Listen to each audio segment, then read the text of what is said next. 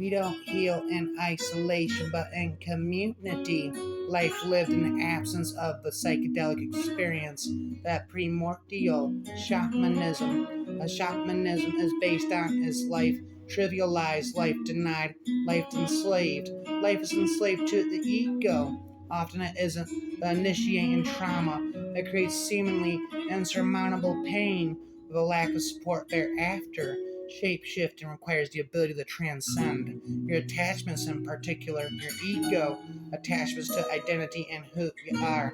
If you can get over your attachment to labeling yourself and your cherishing of your identity, you can be virtually anybody. You can slip in and out of different shells, even different animal forms or deity forms. A solar eclipse is coming in each morning. I awake invincible. I make a needle from a porcupine quill. I sew feet to legs. I lift spine onto my thighs. I put on my rib and collarbone. I pin an ear to my head. Hear the wax-winged yellow cry. Open my mouth for a purple berry. Stick on a periwinkle eyes. I almost know what it is to be seen. My throat enlarges from anger. My throat enlarges from anger. I make a hand to hold my pain. My heart a hole the size of the sun's eclipse. I push through the dark circle's textured edge of light. All day I struggle with one hair after another, one way or another, until the moon moves from the face of the sun. There is a strange light, as though from a kerosene lamp and a cabin. She puts on a dress, a shawl over her shoulders.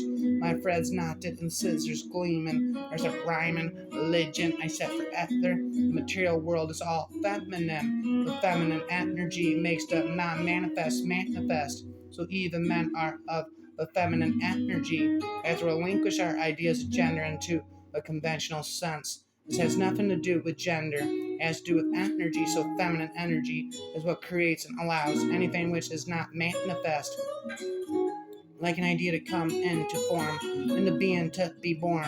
All that we experience in the world around us, absolutely everything is feminine energy. The only way that anything exists is through the feminine force. The LSD phenomenon, on the other hand, is to me at least more interesting. It is an intentionally achieved schizophrenia with the expectation of a spontaneous remission, which, however, does not always follow yoga to is intentional schizophrenia. One breaks away from the world, plunging inward, and the range of vision experienced are in fact the same as those of a psychosis. But what then is the difference? What is the difference between a psychotic or LSD experience and a yogic or a metaphysical, mystical? The plunges are all into the same deep inward sea. Of that there can be no doubt. The symbolic figures encountered are in many instances identical, and I shall have nothing more to say about those in a moment. But there is an important difference. The difference, to put it sharply, is equivalent simply to that between a diver who can swim and one who cannot. A diver who can swim and one who cannot. The mystic endowed with native talents for this sort of thing, and following stage by stage the instruction of a master enters the waters and the forever master of poetry forever, whereas the schizophrenic, unprepared, unguided, and ungifted has fallen or has intentionally plunged. And I'm drowning. You don't find light by avoiding the darkness. You can't find light by avoiding the darkness. We can't turn our true selves off and on situationally and expect them to carry and sustain us. Ration and creativity results in bipolarism of the spirit. Bipolarism of the spirit. Our creativity is also our life force. When we turn off and on like a spigot, we start to become less and less able to control the wave. I don't argue things being spiritual versus scientific because I've never met anyone who knows enough about either to be convinced and include myself. Loving someone but not trusting them is a spiritual emergency. Symbols are miracles we have recorded into language. The more I work with nature and totemism, the more churches everywhere. Humans are a part of creation, and shamanism is our way of connecting with the whole. Since the so-called age of enlightenment, our shaky, anthropocentric, rationalist egos have been brainwashed to forget what primitive cultures once understood animals can be manifestations of celestial beings in the skies. They possess supernatural abilities, and they can be our spiritual guide and healers, for rhymer, forever. We have a predator that came from the depths of the cosmos and took over the rules of our lives. Human beings are its prisoners, the predator is our lord, and our master forever, poetry rapper forever.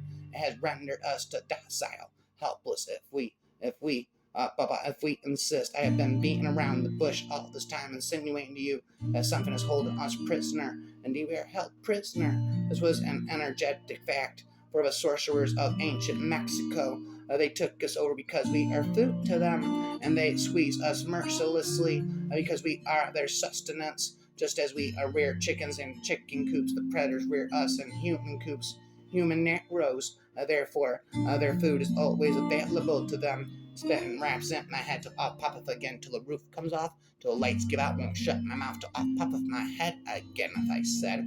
Being a medium who can communicate with souls, it isn't the same as one who can't interact with them. There's between listening and on a conversation and changing the subject. Being present is being connected to all things. There are tantrics who deliberately seek to do more active forms of renunciation, so transgression of social norms and breaking of taboo. And breaking of social taboos especially is a form of renunciation. Phrases such as, I'm beside myself, I was frightened to pieces, fought let to pieces, I feel lost, I feel like part of me is missing, originated from a sense of soul loss. Health is being in harmony with the worldview. Health is an intuitive perception of the universe and all its inhabitants as being of one of fabric. Health is maintaining communication with animals and plants and minerals and the stars. It is knowing death and life and seeing no difference. Is a blending and melting, seeking solitude and seeking companionship to understand one's many levels, unlike the more modern notions. And a shamanic society, health is not the absence of feeling, no more so is it the absence of pain. Health is seeking out all of the experiences of creation and turning them over and over, feeling their texture and multiple meanings.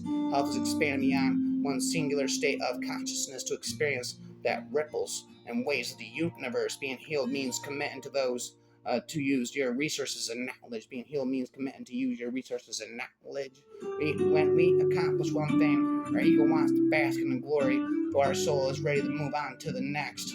What people resist the most about spiritual healing is changing their minds. Rhymes all day and all night. Please, God, send me an angel, a light to rescue me from the demons of tonight. Why won't the rhyme stop? By crap, only God knows what. Only God knows what. Only God knows what. Remember that drum that opens portals to the spiritual world. Draws spirit in and opens you up to receive it, regardless of a geographical region or culture. Gardening is perhaps the most common and shared experience of nature throughout the history of medicine, including the shamanic healing traditions, the Greek tradition of Aristotle and Hippocrates, and the folk and religious healers. The imagination has been used to diagnose disease. Indeed, a nation nourished on diversity breed its own shamanic tradition without retracing its steps to its verified ancestors or rhymer forever? The core practice of magic is the execution of a willed intent to create change in the material world, which either defy yo, hastens or purifies the consequences of natural cause and effect.